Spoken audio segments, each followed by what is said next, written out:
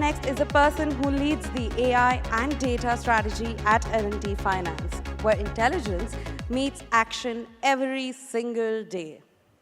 Please welcome Dr. Debarag Banerjee, Chief AI and Data Officer at L&T Finance, as he takes us through L&T Finance's experience of using AI in credit decisioning.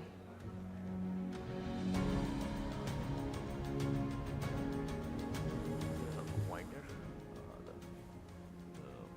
the laser pointer. I don't think I have. Okay, all right, fine. All righty. So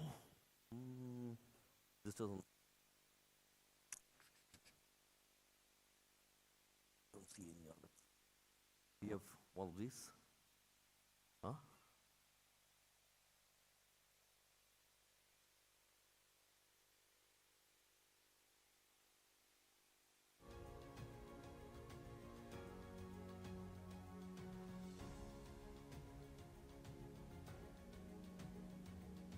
Or is it on those sides or?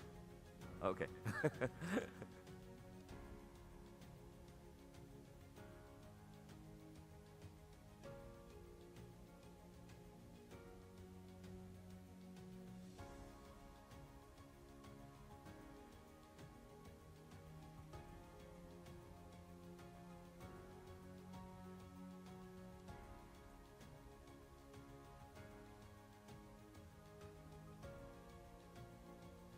Okay, cool. So let me begin by walking you through what's happening in the worlds of the foundational models that drive all of Gen AI. Since the time when OpenAI shocked the world, in a plethora of models created both closed source as well as open source from all these various sources. The uh, the size of the circles up there show the relative size of the parameter sizes of each model, and what we can see is that while open source models are catching up in terms of performance versus a human metric with a closed source model, there is still a gap that large closed source models maintain over open source. Although which one is at the lead is always a multi-horse race. So in this scenario, what we do when we build applications that use LLMs, we make them from the ground up in a way so that we can change the underlying LLMs at a moment's notice. Similarly, when you look at how the performance of LLMs, the performance of Gen AI models relate to base human performance, one by one, the dominoes are falling. The average human is losing out to AI, which means that increasingly we are coming into a world where some AI tasks, some regular AI tasks, not expert tasks, can be done better by LLMs. Not only that, they can be done far cheaper than they used to be only a few months ago. The y-axis on this curve is logarithmic. So the fall is exponential. Don't worry so much about the cost of the implementation today. Make the best use case, the unit economics will follow.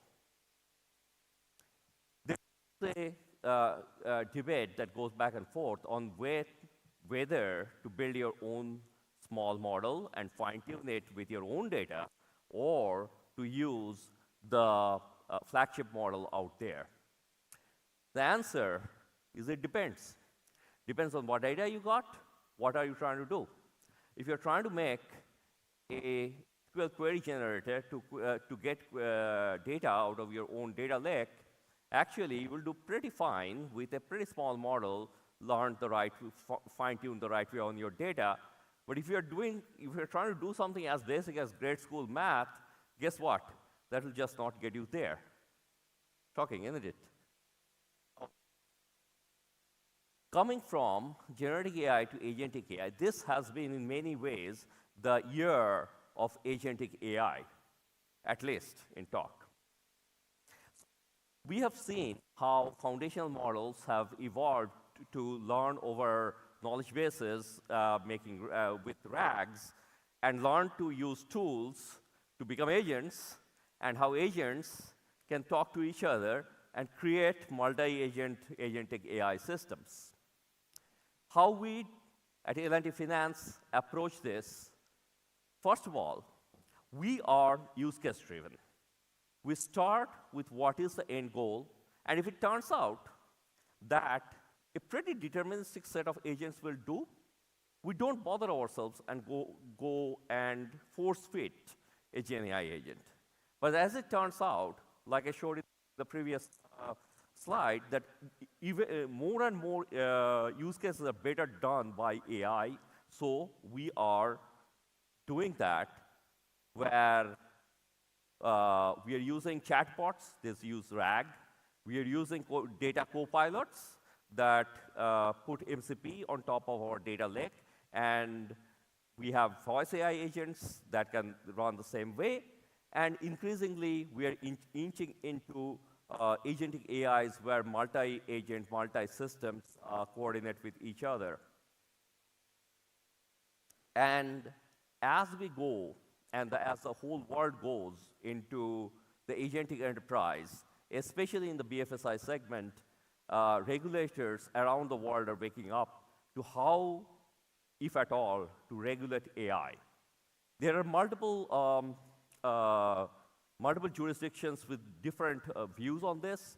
We happen to be in a relatively progressive environment here in India, where the Free AI Committee, which I had the pleasure of testifying to at the time when they were coming up with the recommendations, have actually sided on the side of risk-calibrated AI innovations over throttling progress. And we have adapted our approach to how we build AI systems within the enterprise accordingly.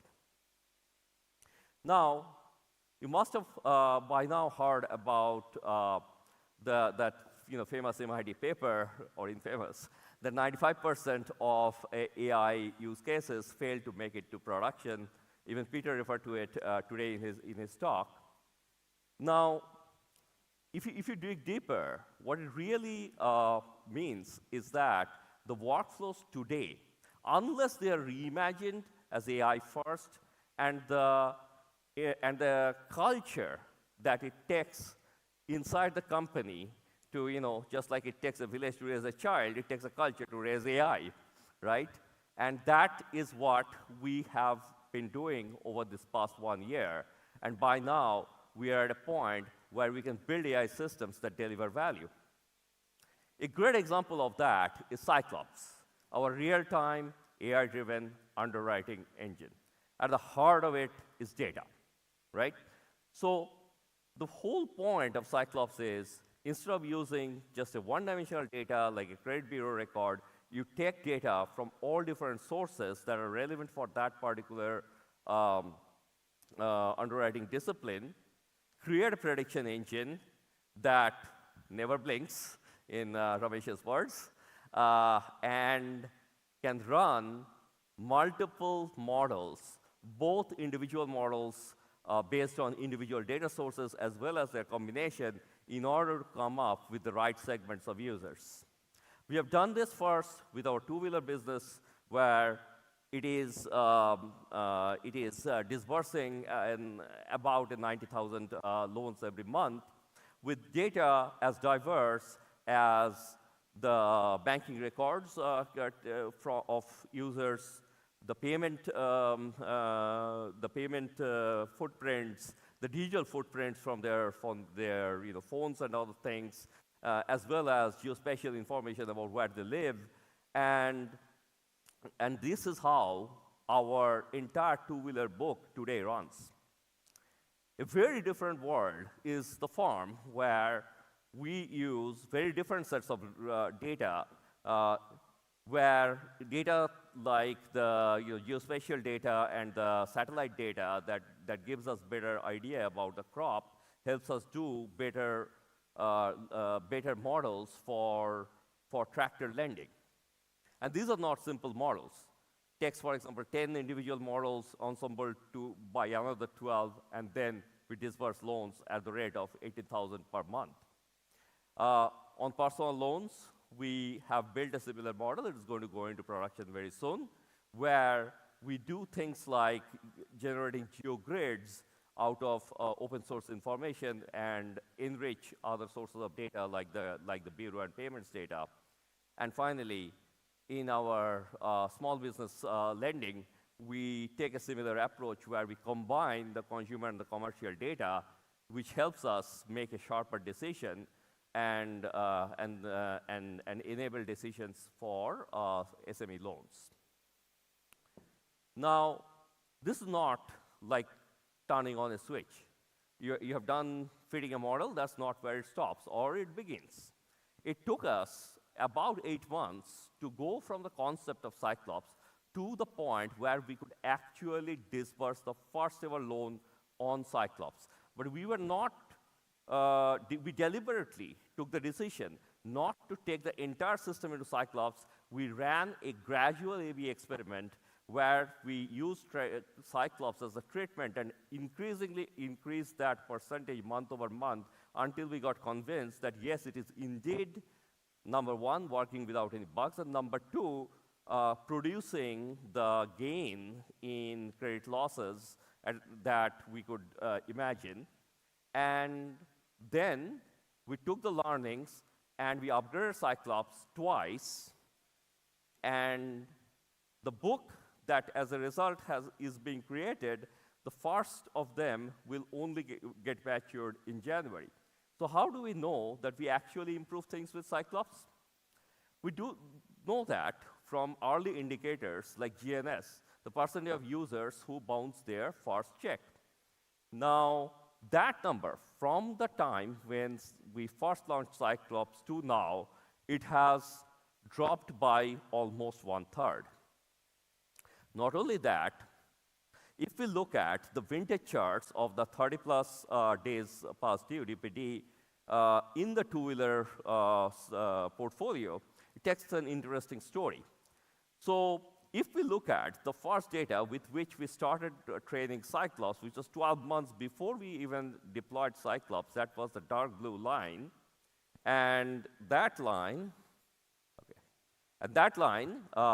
shows that it was somewhere in the middle, which means the portfolio was at that level. So higher the line, by the way, the worse it is, the lower the line, the better it is. And when we launched Cyclops and ran this A/B experiment I told you about, it degraded up to the gray line, which means that the overall two-wheeler market actually was degrading month over month, year over year. But as we launched Cyclops and improved it over those two generations, version 2 of Cyclops, which is a light blue, light green line, we see that our loss rates, apples to apples, are only 1/3 of what they were. You take this forward, even if you assume the same flow rates, which, by the way, will improve because of things that we'll tell you about soon, it will be otherwise on the path to getting our credit losses down to only 1/3 of what it was. We will not stop here. Like I mentioned, Cyclops is a framework where we keep adding data and we can keep coming up with models. One of the great problems in the two-wheeler segment is the problem of shikandis, of mules. So these are when somebody with a bad credit wants to get a bike, he knows he has a bad credit, so what he does is he gets somebody, friend or family, with a much better credit and say, hey, you just get the bike for me, don't worry, I will pay the EMI. Well, what happens after they get the loan, they default anyway. This is a very hard thing to catch.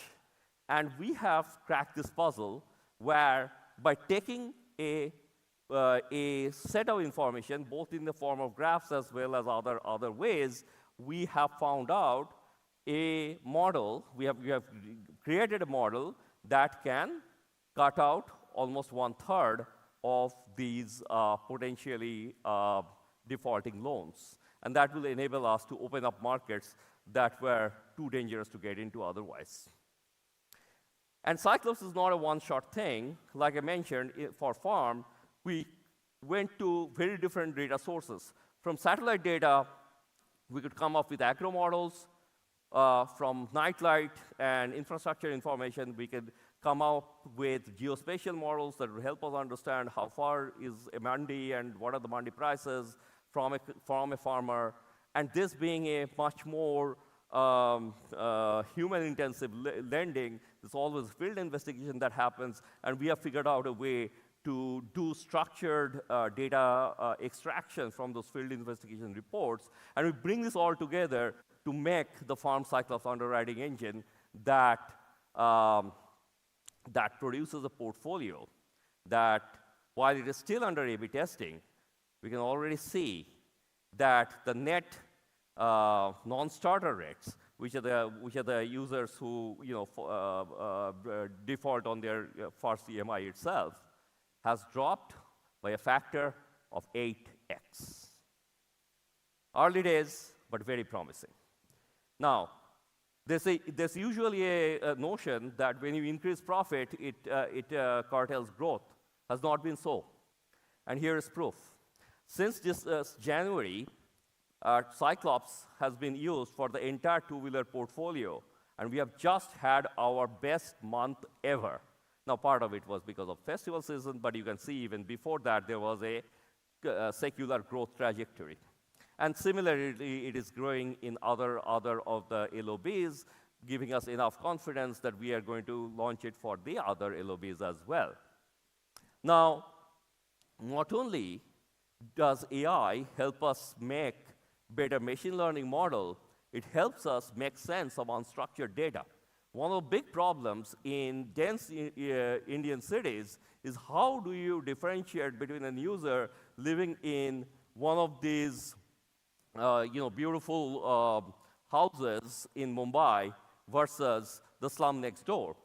Well, from satellite information of how the structures of houses are, the sizes of them, the alignments of them, the spaces in between, and so on and so forth, we are able to take most urban Indian cities and get to a granularity of a 200 meter by 200 meter, and we can figure out, which is way, way, way better than the level of a pin code, and we are able to tell a potentially high default region to a low default region.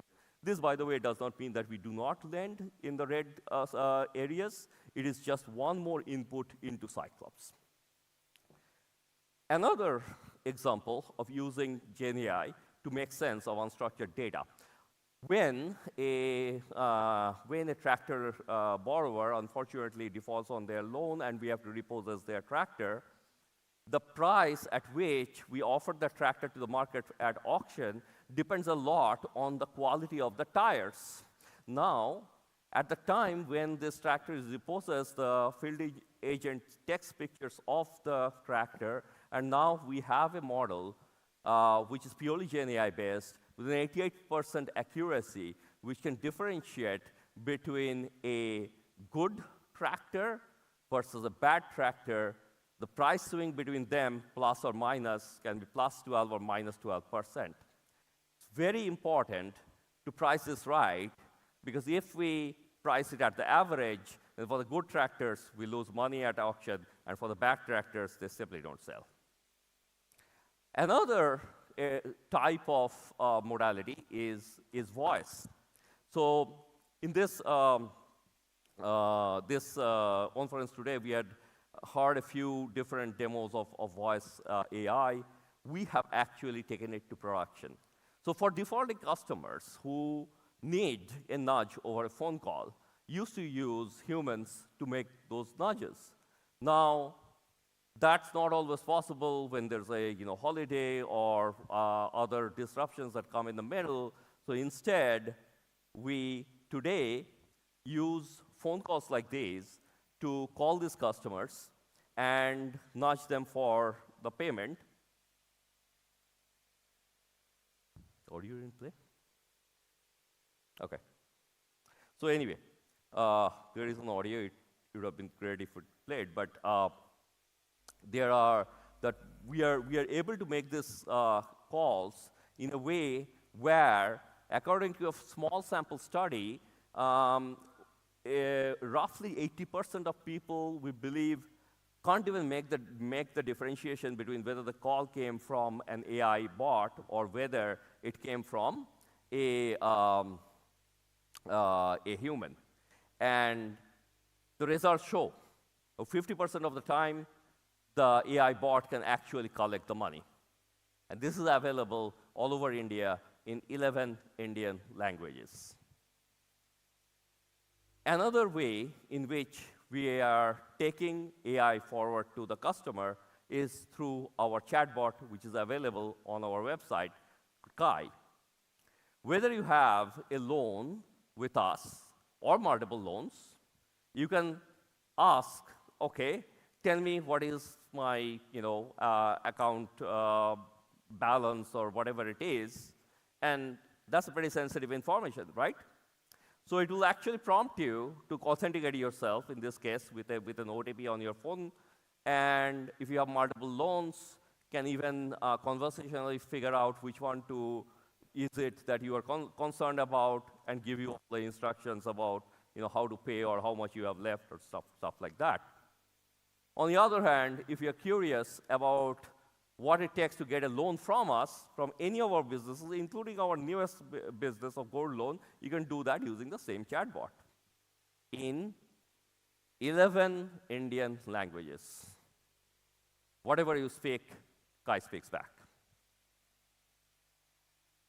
Now, all of this is ultimately possible if the data that we use is good, is of high quality, has no space, does not have erroneous values, is consumed and made available to the models in real time, and has a business glossary attached to it, which can be queried and understood and build models upon.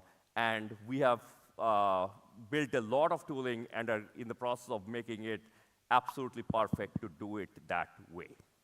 Hey, Debarag, too much tough stuff that went above my head. They sent me from downstairs to tell you that you have something cool to launch today? Absolutely. So we told you about how we are doing Nostradamus, our profiting engine for your portfolios. And we are launching it today. We can do it in front of everybody. Nostradamus as named after the French clairvoyant and prophet? Yes, because we predict the future. Oh, you predict the future. So let's have a look as to what Nostradamus can do.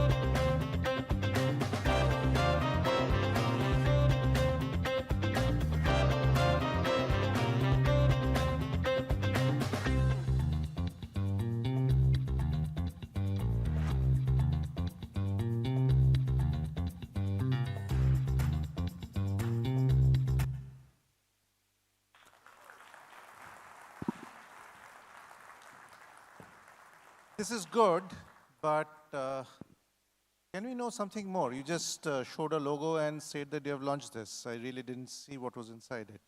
Well, So it can we shows see the something more? journey of what happens with the different customers and how we extract the data. Now we can show you how does the data convert into insight, how managers or collection agents can look at it. So you're saying that this will help us run our business better? Absolutely. Okay, let's have a look at it.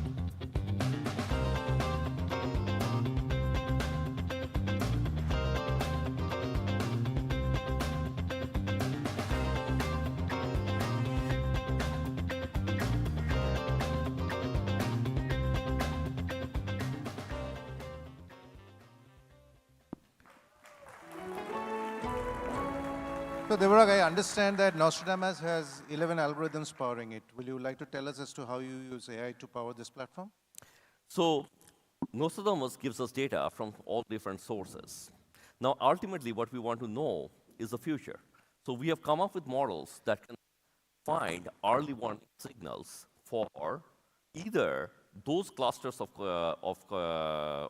borrowers who are likely to go bad, will likely to go and miss their payments and so on and so forth, even before they have even gone into anything beyond 0 DPD. Not only that, from how customers are doing in other microsegments, that can discover areas, both geographical areas as well as segments, age, in terms of product, in terms of their LTV values and so on and so forth, where we should lend more. And those are the areas where Nostradamus can be used to tweak the Cyclops engine that we talked about and make the whole flow more automated. And this is completely automated without human intervention. Well, today, a human can look at the dashboard and make a decision. Eventually, the copilot that we showed can be potentially given the ability to suggest the right action. And theoretically, you can take the human out of the loop, but it's probably early days for that. Ramesh, Debarag's team has built the brain of Nostradamus, but your team has powered the engineering behind it. Would you like to talk about the engineering behind Nostradamus? Yes, of course. Obviously, a tool like that requires precision engineering that's been talked about. We have built and augmented it with world-class observability platforms underneath the covers, with every API, external interface, database, emitting telemetry that's being fed into predictive monitoring tools, and that can determine simple actions like automatic scaling, for example, all being done through agentic AI bots. That's how we augmented it. Thank you. Thank you, Ramesh. Thanks, Debarag. That's Thank an you. amazing piece of tool, and we hope to put it to good use.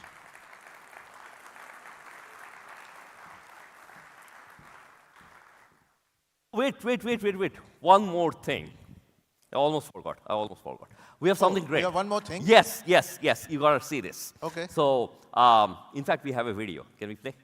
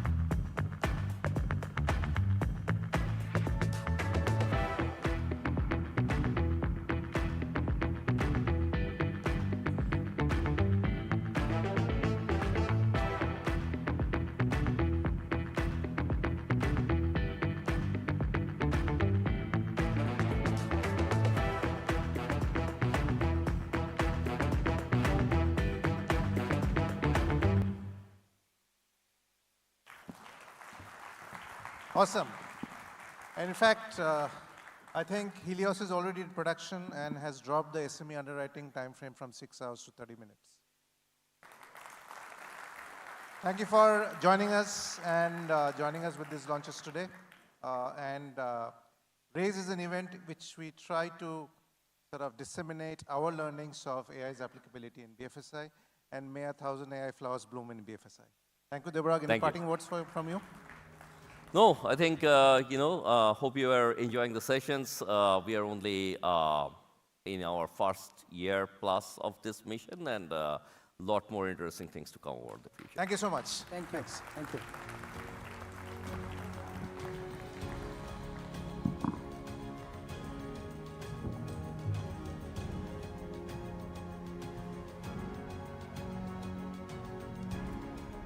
Thank you to Mr. Roy, Dr. Banerjee, and Mr. Aital for that exciting reveal. Ladies and gentlemen, can we give these three gentlemen a huge round of applause, please?